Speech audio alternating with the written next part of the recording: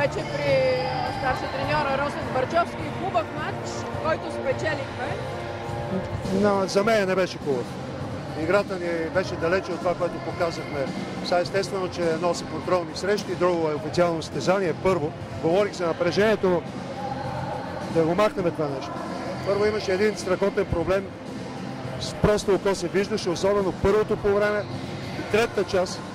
По едно време ни бяха фанали 18 борби в нападение. Не знам дали до 20 ги докараха, което е престъпление. От сутринта говорим за това нещо. Ако е било изненада, разбирам.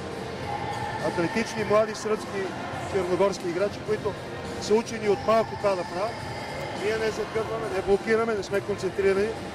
Оттам дойде страшния проблем. Повторни атаки. Добре, че нямаха висок процент на стрелба. Толкова много повторни атаки. По едно време ни бяха вкарали от повторни атаки с 16 точки. А и ние нямаме топката, за да играем нашата игра. Ние стоиме в защита по две защити.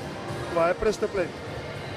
И въпреки всичко матчът беше спечелен от една така стабилна психика, която в последните минути помогна, за да може този матч да бъде спечелен. Ние извадихме двамата им централни нападатели за по 5 фала. Целенасочено. Ян в нападение е добър.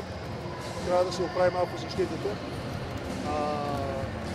Не движихме добре топката, не играхме толкова отборно и нямахме висок процент. Аз имам много забележки. Разбира се, че е добре да се тръгне с победа и то с 10 точки. Поздравявам си играчите, но имаме много неща да коригираме.